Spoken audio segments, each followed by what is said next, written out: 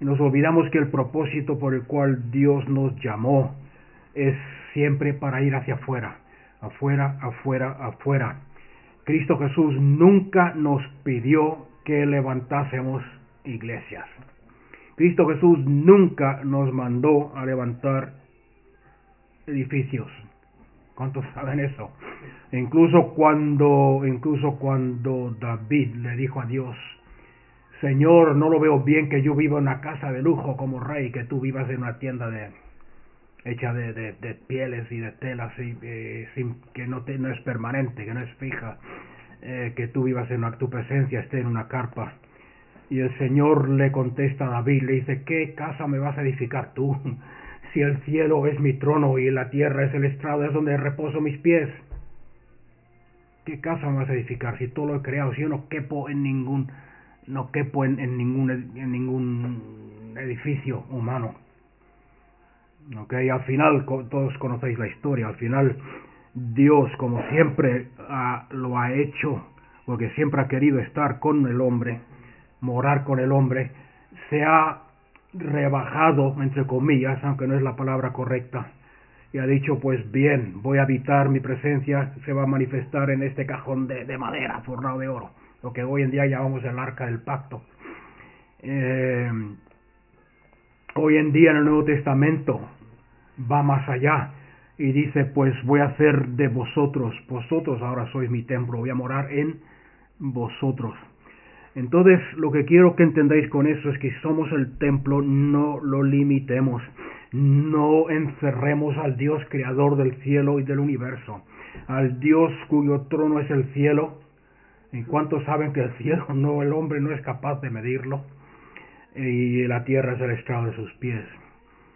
Y la visión y la misión, la razón del por qué envió, la razón del por qué Jesús murió en la cruz del Calvario, la razón por la cual escogió a sus seguidores y a los que le reconocen y le honran, la razón por la cual envió al Espíritu Santo de Dios, el Todopoderoso Dios, a morar en nosotros, es una sola.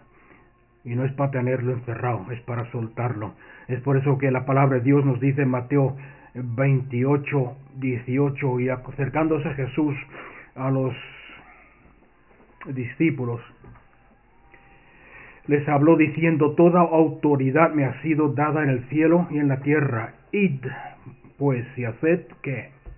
Levantar edificios, hacer iglesias, levantar ministerios. No, id pues y haced discípulos de todas las naciones. Y os dais cuenta que no se limita a locales, no se limita a pueblos, sino que habla de naciones, bautizándolos en el nombre del Padre, del Hijo y del Espíritu Santo, enseñándoles, y esto es lo importante, a guardar todo lo que os he mandado. Y he aquí, yo estoy con vosotros todos los días hasta el fin del mundo.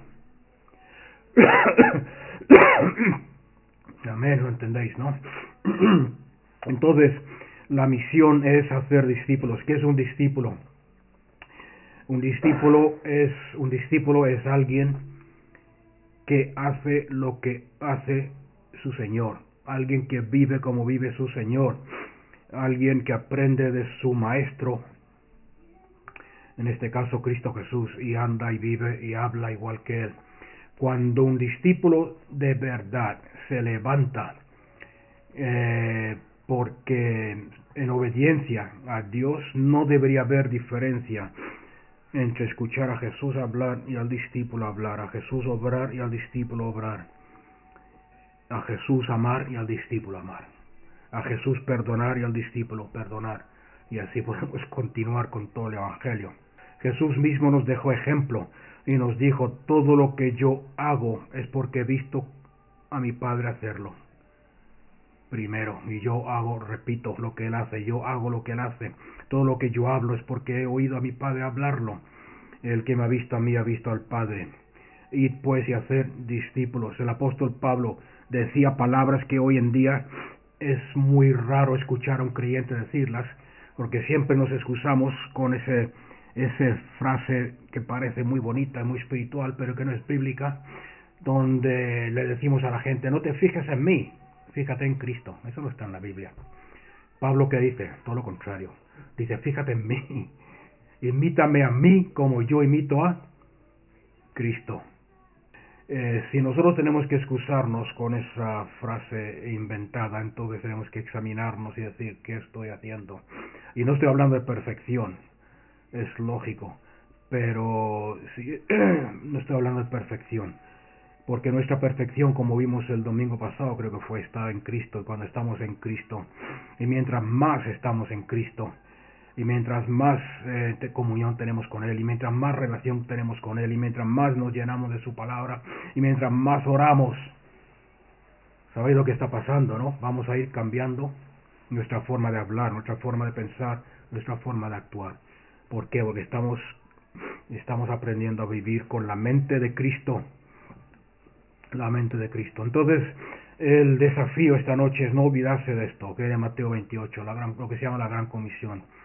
Dios nos ha llamado a ser discípulos y ni siquiera convencer a la gente, porque es muy fácil si alguien tiene, estamos hablando antes de ser comerciales, de un comercial, una persona que es comercial que está escuchando el Evangelio. Muchos comerciales tienen la habilidad de convencerte de que necesitas arena en medio del desierto. Cualquier cosa, cualquier cosa. Pero, ¿qué pasa? Que puedes convencer a una persona con tus palabras, pero si esa persona solamente ha aceptado lo que tú le estás diciendo, aunque sea el Evangelio, pero aquí en la cabeza, puede venir otro detrás de ti, que sea de otra religión, de otra creencia, que hable más bonito que tú, con palabras más emotivas, más bonitas, y convencerlo igual que tú lo has convencido. Es fácil, y así suele pasar en muchos casos. El nuevo nacimiento lo produce el Espíritu Santo, el crecimiento lo produce el Espíritu Santo. Lo que es, la Biblia dice bien claro, aquel que es nacido del Espíritu es Espíritu, es del Espíritu, y seguirá siendo del Espíritu. Aquel que ha nacido de la carne, que ha sido convencido con palabras bonitas, seguirá siendo carnal el resto de su vida. ¿Por qué? Porque y tristemente en las iglesias hay muchos de estos, tratan de la misma forma, como vamos a ver hoy, creo, de la misma forma que han aceptado a Cristo, entre comillas, que ha sido porque alguien los ha convencido de la creencia o de una filosofía, así andar en Él. ¿Y qué hacen? Andan en Él de la misma forma que lo han aprendido, lo han entendido. Le han convencido con palabras bonitas y van a seguir creyendo en Él, entre comillas, con palabras. Son el tipo de creyente que tiene que entenderlo todo, que tiene que conocer la palabra, que hay que explicarle el porqué de todo. No sé si me entendéis. Y no es mal hacer preguntas, y no es malo conocer lo que dice la Biblia. Pero si tú necesitas ser convencido de algo que está en la Biblia para creer en Dios, ya no es por fe, es porque te han convencido. La Biblia, y no quiere decir que la palabra de Dios, la Biblia, no sea importante, sí lo es, pero la Biblia siempre, además que es un libro espiritual, siempre te va a guiar a Cristo. Y cuando la lees con la mente, vas a confundirte y llenarte de preguntas y de confusiones y de cosas. Pero cuando la lees guiado por el Espíritu Santo, vas a ver cómo se te abre y ves cosas y maravillas y cosas ahí preciosas que producen vida y producen salvación y rompe el yugo y cambia tu forma de pensar. Amén. Entonces es el Espíritu. Nosotros, ¿cuál es nuestra responsabilidad? Lo que pone aquí: hacer discípulos. ¿Cómo? Enseñándoles todo lo que yo os he enseñado. Yo estoy con vosotros todos los días hasta el fin de la era. Esa palabra mundo no está en el griego, está al fin de la era. El fin de la era. Muy bien.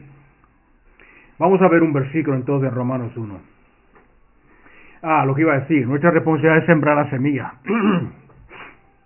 Y después tenemos que aprender a soltar, que es lo que nos cuesta, porque queremos convencer a la gente. Sembrar la palabra de Dios, predicar a Cristo, después aprender a soltar a esa persona, a esa semilla, y dejarlos en las manos de Dios, el Espíritu Santo. Hay una parábola que explica eso bien claro, que dice algo similar a esto. Lo estoy parafraseando un poco, pero dice, había un sembrador que salió y sembró semilla. Pero sembró la semilla, se fue a su casa y descansó, sabiendo que la semilla, cuando llegue el momento, va a producir lo que tiene que producir, el fruto. Muchas veces nosotros lo hacemos. Cuando yo era niño, mis padres en la casa teníamos una huerta, ahí en Yeronga teníamos una huerta, y mi padre plantaba zanahorias, plantaba acelgas, plantaba un montón de cosas, de verdura para la casa y tal. Lo que hacía yo cuando era pequeño es que le ayudaba a plantar la semilla, el tomate por ejemplo, que es una semilla más grande y se ve, la zanahoria casi no se ve, como un polvillo.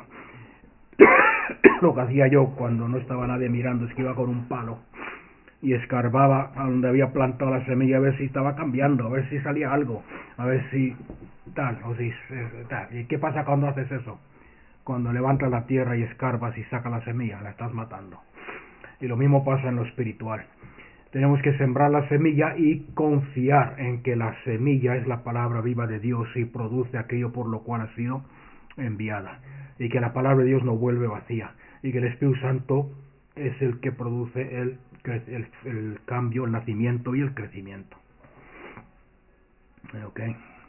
Vamos a Romanos entonces, al tema de hoy, que está todo relacionado de todas formas. En Romanos 1:16. Entonces, sembrar la semilla, donde quiera que estéis, y no preocuparse. Es que nadie me escucha, es que nadie me está. Eso no es tu problema es sembrar. Porque una vez que esa semilla ha entrado por los oídos de la persona, aunque en ese momento te rechacen, no te escuchen, está ahí adentro. Y te aseguro que cuando pasen por una crisis, o pasen por un problema, o pasen por una enfermedad, te aseguro que se van a acordar de lo que le has dicho y lo que has sembrado. En Romanos 1, versículo 16, porque no me avergüenzo del Evangelio. La palabra Evangelio es una palabra griega que no ha sido traducida al español. Euangelio, es igual que bautizar, que no es griego, no es español. Y la palabra Evangelio en español simplemente quiere decir las buenas nuevas. Y si lo miras más amplificado en el griego total, la palabra total quiere decir las buenas nuevas, que son tan buenas que es difícil de aceptarlas. ¿Me entendéis o no? Porque si te pones a ver las buenas nuevas, cómo puede el Dios creador del cielo y la tierra humillarse y hacerse hombre para morir por ti y por mí, por el ser humano siendo pecadores, y darnos todo lo que nos da por gracia, y no exigirnos, como estábamos hablando antes, el que cumplamos con ciertos ritos y ciertas cosas que el hombre se ha inventado. Porque no me avergüenzo del Evangelio, pues es el poder de Dios para la salvación de todo el que cree, del judío primeramente y también del griego. No me avergüenzo del Evangelio porque es el poder de Dios para la salvación de todo el que cree. La palabra salvación es una palabra en griego muy rica, con mucho significado. Lo he dicho en otras ocasiones, pero no pasa nada con que lo repita. En el griego original, la palabra que nosotros en nuestra Biblia traducimos como salvación, como en el ejemplo que hemos visto aquí, es la palabra sotería, o la palabra sozo, con Z, S-O-Z-O.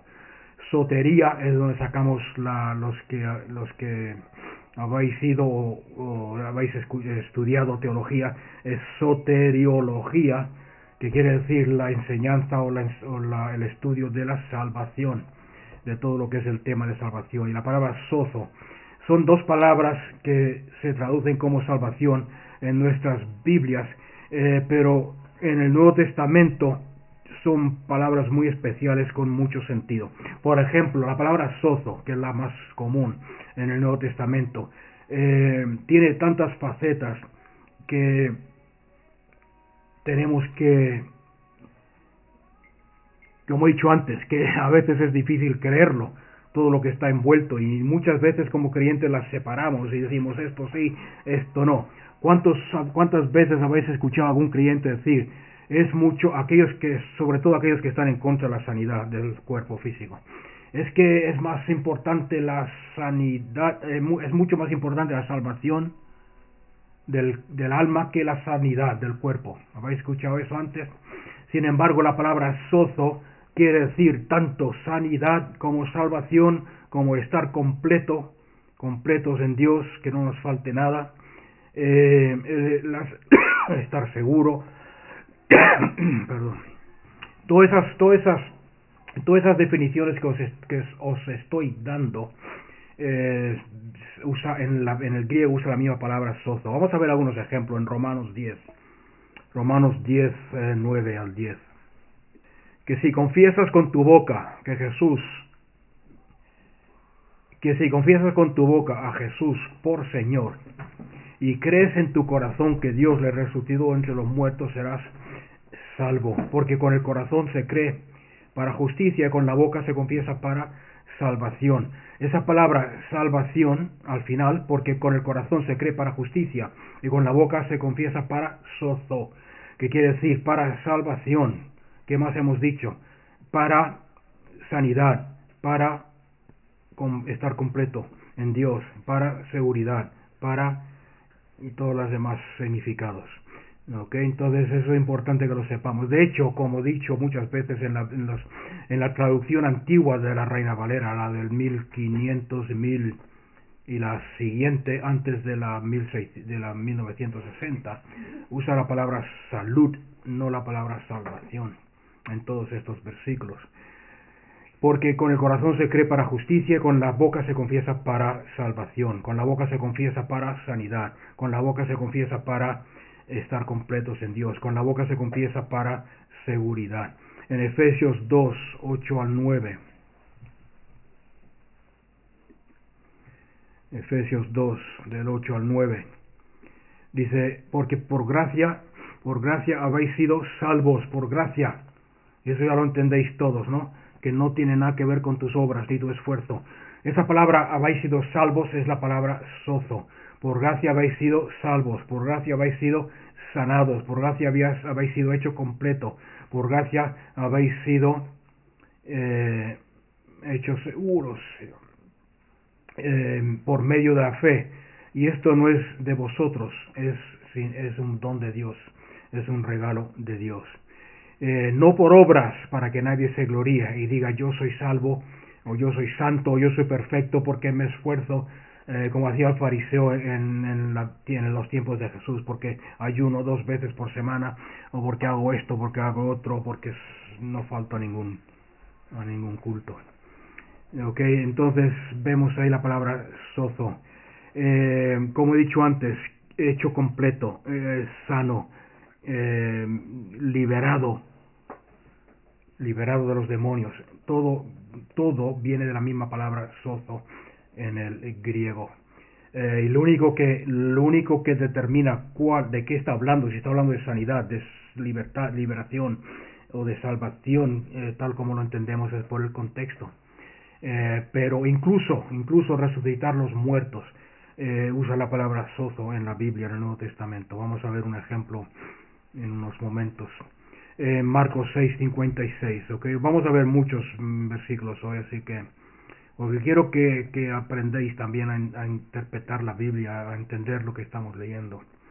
En Marcos 6:56, porque yo puedo explicarte todo esto y está bien, pero quiero que veáis cómo la Biblia se explica a sí misma y habla sola, por sí sola. En Marcos 6:56, y donde quiera que Jesús entraba en aldeas, ciudades o campos, ponían a los enfermos en las plazas y le rogaban que les permitiera tocar siquiera el borde de su manto. Y todos los que le tocaban quedaban sanos. Y esa palabra sanos en este ejemplo es la palabra sozo. ¿Okay? En Lucas 8:36. Y los que lo habían visto les contaron cómo el que estaba endemoniado había sido sozo. Aquí vemos un ejemplo de la liberación. Les contaron cómo el que estaba endemoniado había sido sanado. Usa la palabra sozo. El que estaba endemoniado había sido sanado. Lucas 8, eso es Lucas 8:36. Lucas 8:49. Mientras estaba todavía hablando, vino alguien de la casa del oficial de la sinagoga, diciendo: tu hija ha muerto, no molestes más al maestro. Pero cuando Jesús lo oyó, le respondió: no temas, cree solamente, ella será sozo. ¿Y de qué está hablando aquí? ¿De sanidad o de resucitar a un muerto? ¿Os dais cuenta cómo la misma palabra es igual para todo? ¿Ok? Y eso es importante para que no dividamos la palabra de Dios, para que no comparticemos la palabra de Dios. Digamos, esto sí, esto no, la sanidad sí, pero la salvación al revés. La salvación sí, pero la sanidad no, el echar fuera demonios no, el otro no. Es todo la misma palabra. Eso es la salvación. El Evangelio, las buenas nuevas tan buenas es difícil creerlo. En Hechos 27 vemos otro ejemplo de cómo se usa esta palabra. Hechos 27, versículo 30. Como esto es Pablo, cuando lo estaban llevando a Roma para ser encarcelado, etc., pasan por una tempestad, una tormenta, y están a punto de perder la vida.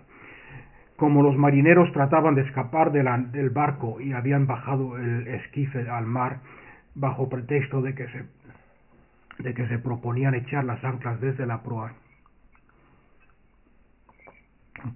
Pablo dijo al centurión y a los soldados: si estos no permanecen en la nave, vosotros no podréis ser sozo, vosotros no podéis salvarlos. O sea que aquí vemos salvación de ser ahogado en el mar. O sea que la salvación incluye mucho más. Es aquí donde quiero llegar. Mucho más que tener de que se escriba tu nombre en el libro de la vida para que vayas al cielo cuando mueras. Eso es solamente un aspecto de lo que es la salvación. La salvación que Dios ofrece a través de Cristo, de su sacrificio en la cruz del Calvario, incluye todas esas cosas que hemos mencionado y que hemos visto en estos versículos. La palabra shalom, también muy conocida, que es la palabra paz, ¿no? Shalom, paz. Shalom es hebreo, no es griego, que traducimos como paz. Es muy similar a la palabra sozo, también tiene muchos significados. En la Biblia usa la palabra shalom para hablar de provisión, la provisión de Dios, para hablar de la salud de Dios, para hablar del estar bien y sentirse bien en todo aspecto. O sea que tienen un significado muy similar. Ok, quiero enfatizar un punto importante aquí, porque muchas veces como creyentes nos hacemos un problema con esto. Pero hay tres aspectos a la salvación. La Biblia nos enseña de que hemos sido salvados, pasado, o sea que está el aspecto pasado de la salvación. La Biblia nos dice que estamos siendo salvados, presente, y la Biblia nos habla de que estamos esperando la salvación, futuro. Que cuando habla de la salvación hay tres aspectos de la salvación. Lo digo porque muchas veces, y hay enseñanzas un poco erróneas por ahí, de que la salvación es una cosa sola. Ya soy salvo, he aceptado a Jesús como Salvador, ya soy salvo y ya puedo descuidarme, ya puedo hacer lo que quiera, ya puedo... Y aunque es verdad de que cuando aceptas y reconoces, como hemos visto en Romanos, que Jesús es el Señor, eres salvo, has sido salvo, pasado. Pero estamos viviendo un proceso de ser salvos en el presente. Y en el futuro llegaremos a la culminación o a ser salvos en el futuro.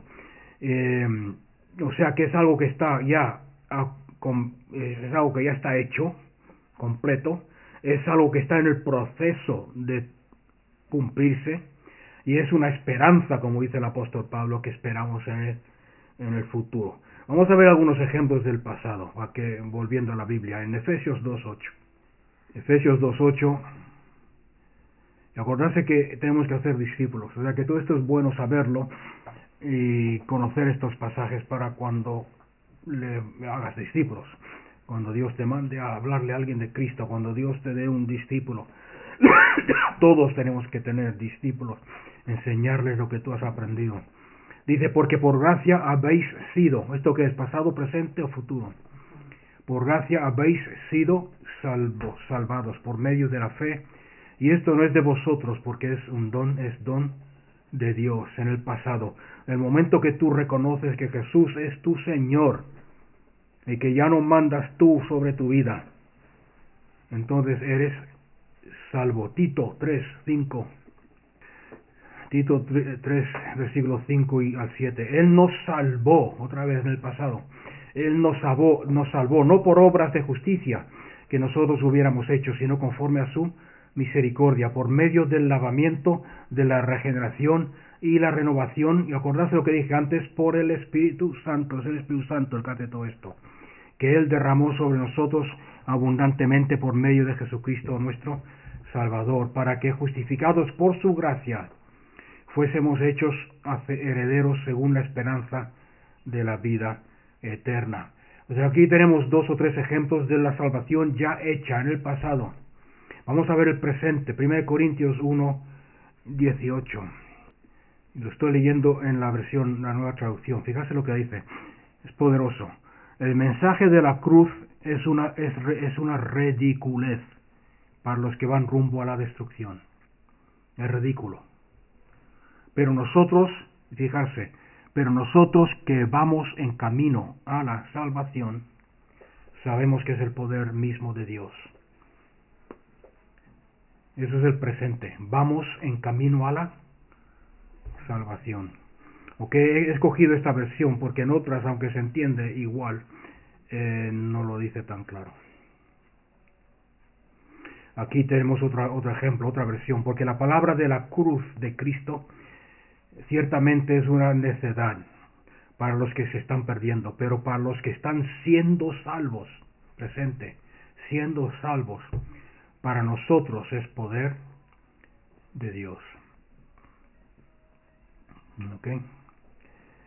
En 2 Corintios 2:15, nuestras vidas son la fragancia de Cristo que sube hasta Dios. Nuestras vidas son la fragancia de Cristo que sube hasta Dios, pero esta fragancia se percibe de una manera diferente por los que se están salvando, presente, y por los que se pierden. Ok, no sé, esto es un versículo poderoso. Para los que se pierden, los creyentes, los que siguen a Dios, fijarse bien, nosotros somos una fragancia de Cristo. O sea, que es lo que he dicho antes, ¿no? Donde quiera que vamos representando a Cristo, o olemos a Cristo.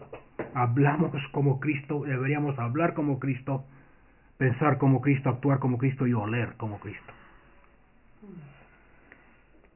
Nuestra vida son la fragancia de Cristo que sube hasta Dios. Pero esta fragancia se percibe de una manera diferente para los que se están salvando y los que se pierden. Para los que se pierden somos un espantoso olor a muerte y condenación.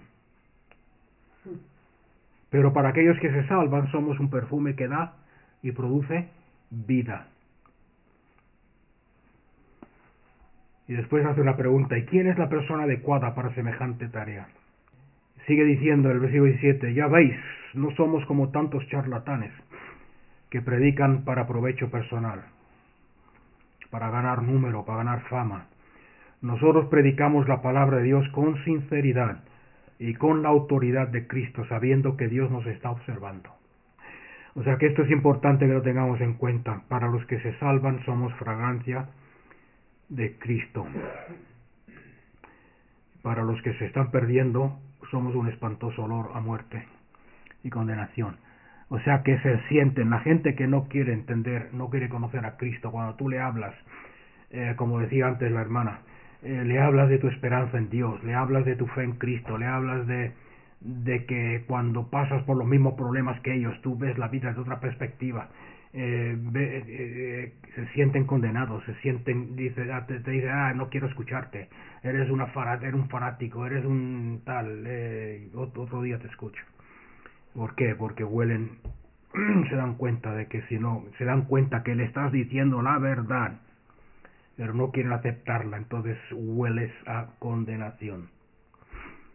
¿Sí? ¿Nos gusta eso? 1 Pedro 1:8. Y da igual el perfume que te compres, aunque sea el Chanel número 5. Hueles a muerte y condenación. 1 Pedro 1:8. Bueno, eso es futuro, ¿ok? Esto es un ejemplo de futuro. 1 Pedro 1:8-9. Vosotros, un momento que cambie. A quien amáis, hablando de Cristo, de nuestra relación con Cristo Jesús, a quien amáis sin haberlo visto, en quien aún no viéndolo, pero creyendo, os alegréis con gozo inefable y glorioso, obteniendo el propósito de vuestra fe. O sea que esto es hablando de la salvación futura, obteniendo bueno, también depende de cómo interpretemos el verbo obteniendo. Obteniendo el propósito de vuestra fe, que es la salvación de nuestra alma. De nuestra alma. Y en cuanto a la salvación futura, vemos en Romanos 5 del 9 al 10, por tanto mucho más ahora, habiendo sido declarados justos por su sangre, seremos futuros salvos de la ira por medio de él. Porque si siendo enemigos fuimos reconciliados con Dios por la muerte de su Hijo Jesús, mucho más habiendo sido reconciliados seremos futuros salvos en su vida. Romanos 13:11. Y esto conociendo el tiempo, que ya es hora de que seáis levantados del sueño, porque ahora la salvación está más cerca de vosotros que cuando creímos. O sea que vemos que mientras va avanzando el tiempo, la salvación está cada vez más cerca. 1 Pedro 1:5 dice algo similar a este. Los que por el poder de Dios estáis siendo protegidos mediante la fe para la salvación, que está preparada para ser manifestada en el tiempo postrero. ¿Ok? ¿Entendéis este punto? Pasado, presente y futuro. ¿Por qué lo digo? Porque es importante. Porque hay muchos creyentes que luchan con ese concepto. Si yo he aceptado a Cristo como Señor y Salvador, ¿por qué todavía me pasa esto? ¿Por qué todavía tengo estas debilidades? ¿O por qué todavía tengo estas luchas? ¿O por qué? Acordarse que hay un aspecto pasado. El momento que tú aceptas a Jesús como Señor, eres salvo. Fuiste salvo. Estás siendo salvo. O sea que a través de tu vida, tu obediencia a Dios, de cambiar tu forma de pensar con la palabra, estás siendo transformado, estás siendo salvo. Y llegará un día, como dice aquí, en los tiempos postreros, que será manifestada esa salvación completa en Cristo Jesús. Vamos a ver, ya que estamos hablando de hacer discípulos, Colosenses 2:6 es importante que lo aprendáis también. Que dice, porque de la misma manera, de la manera que recibisteis a Cristo Jesús, vivid en él. ¿Cómo recibisteis a Cristo Jesús? Creyendo en su palabra, creyendo en él, creyendo, aceptando su amor y su señorío, por fe. De la misma forma, ¿cuál es la salvación presente y futura entonces? De la misma forma que lo has recibido y fuiste salvo, sigue creyendo en él, sigue poniendo tu esperanza en él, sigue reposando en él. ¿Okay? Eso es el reposo del creyente, que nuestra salvación está en Cristo, que nuestro poder está en Cristo, que nuestra fuerza está en Cristo, nuestra habilidad de amar está en Cristo, nuestra habilidad de perdonar está en Cristo. Okay. Esta semana hablamos, no me acuerdo con quién fue, no sé si fue con Jessica y con otros, hablamos del poder del perdón, de ejemplos en la vida de creyentes como Gigi Ávila, por ejemplo, que perdonó al asesino de su hija, lo perdonó, fue a la cárcel y lo perdonó. La pregunta que nos hacíamos esa noche, ¿qué hacíamos nosotros? ¿Seríamos capaces de hacer lo mismo? Hay otros, sí, hay varios que... Corrie ten Boom, ¿habéis escuchado hablar de Corrie ten Boom? ¿Habéis escuchado hablar de... no? Una mujer holandesa que era una niña, era una chica joven cuando en la Segunda Guerra Mundial ella y su hermana fueron llevadas a un campo de concentración alemán. Leer su historia es interesante. El problema es que ahora no me acuerdo del título. A lo mejor alguien de aquí del internet se sabe cómo se llama. ¿Pero ella cómo se llama? Corrie, Corrie. Ten, Ten, Boom, Boom. Era una chica holandesa. Ok, no sé, no me acuerdo ahora cómo se llama la biografía que escribió. Pero esta chica fue llevada cuando eran jóvenes, fueron llevados a un campo de exterminio de los nazis, maltratados, pasaron hambre, desprecio, etcétera. Ya conocéis las historias. Su hermana murió en sus brazos ahí en el centro, en el campo de concentración. Después de la Segunda Guerra Mundial, cuando acabó, fue a predicar, la invitaron a predicar y a dar su testimonio en una iglesia. A que no se imagináis lo que le pasó. En esa iglesia está predicando, dando su testimonio y se encuentra cara con cara con el coronel alemán nazi que los hizo torturar y que fue el instrumento en que su hermana muriese. Y ahora ella se hace la pregunta: Señor, ¿qué hago? Y encima el hombre, el coronel ex coronel, después de la guerra, viene, le da la mano y dice: muchas gracias por tu testimonio, me ha bendecido mucho. Y ella dice: a ver, ¿qué haces tú? Y entonces ella no le dio su mano, no la levantó, pero empieza a orar adentro, decir: Señor, ¿qué hago? Yo sé que tengo que amarlo, yo sé que tengo que perdonarlo, pero si no me das tú el poder y el amor, yo no puedo. Y al final el Espíritu Santo le da fuerza, levanta la mano, lo saluda, le da un abrazo, tal. Ok, buscar el título si queréis leerlo, seguro que está en el internet la biografía de esta señora. O sea que vemos que todo esto es en Cristo y tenemos que aprender a reposar. El cristianismo es reposar en lo que Cristo ya ha hecho. Esa es otra razón del por qué el Evangelio se llama Buenas Nuevas, tan difícil de entender, de aceptar. Porque no tiene nada que ver con tu esfuerzo, no tiene nada que ver con lo que tú hagas, no tiene nada que ver con cuánto ores, ni cuánto ayunes. Y no estoy diciendo que esas cosas no sean importantes, sí lo son, pero no afectan en ningún aspecto tu relación y el amor de Dios por ti. Amén. De la misma forma que lo habéis recibido, andad en él. Ahora, lo que pasa es que muchos creyentes no entienden todo esto que estamos hablando de la salvación, no entienden ese evangelio. Es por eso que cuando como creyente tú vives, como cristiano mejor dicho, vives tu vida, que no vives tu vida en armonía con el evangelio de verdad, estamos viviendo a un nivel muy inferior de lo que Cristo quiso para tu vida. Y fijarse bien que estoy hablando del evangelio de la verdad. ¿Os acordáis que hablamos una vez sobre la armadura de Dios? Y vimos que la verdad es la clave en todo. Y la Biblia dice que pisoteamos, aunque me estoy desviando un poco del tema, pero es importante que entendáis cómo funciona.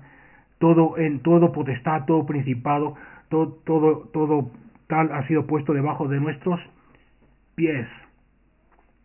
La Biblia dice que pisotearéis o pisaréis serpientes y escorpiones. ¿Con qué los pisamos? Con nuestro pie. ¿Y qué llevamos puesto en nuestro pie? El calzado del evangelio, lo que estamos viendo hoy, de la verdad. Es por eso que yo tengo problemas con creer en esas doctrinas, y lo digo así de claro.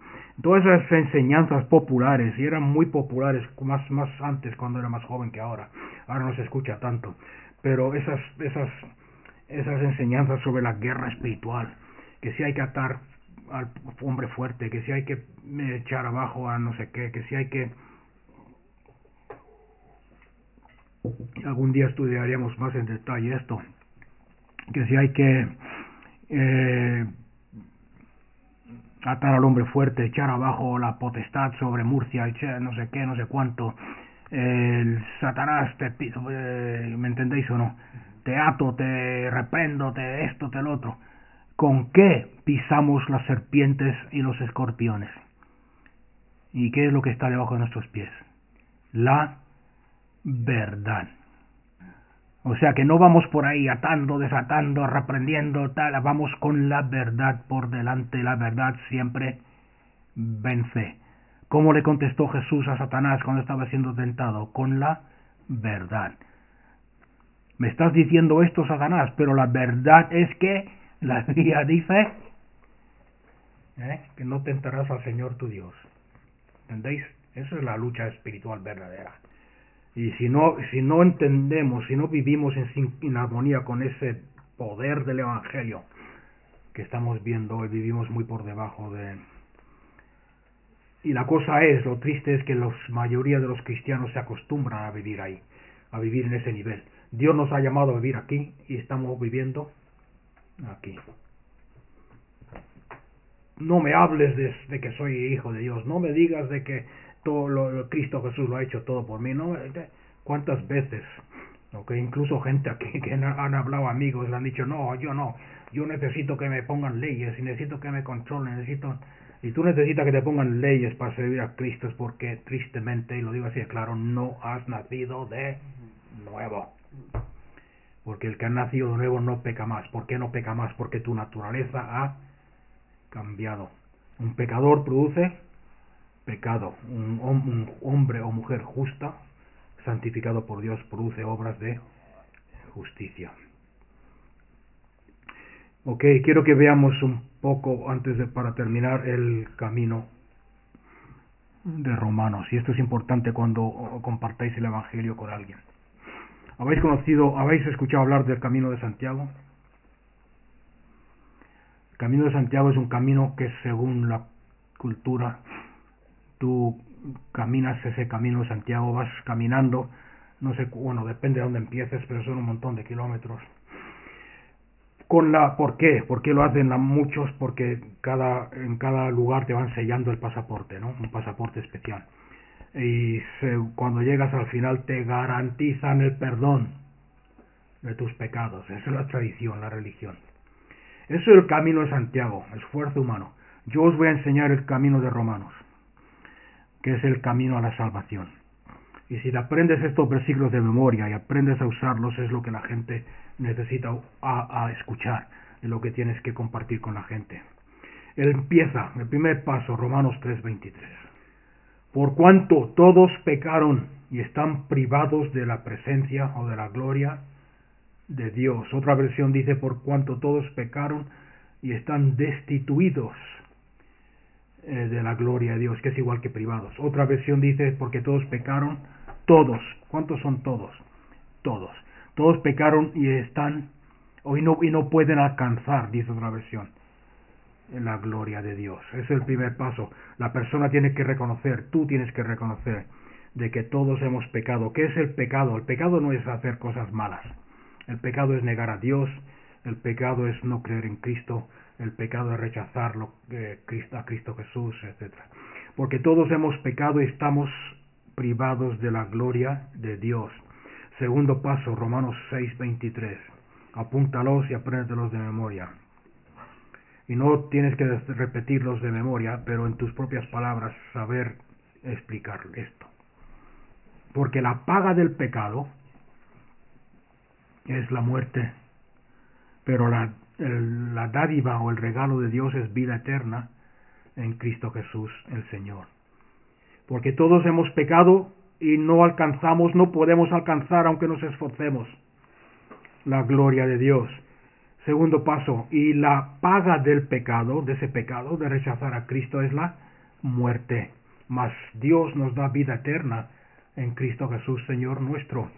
Tercer paso, Romanos 5:8.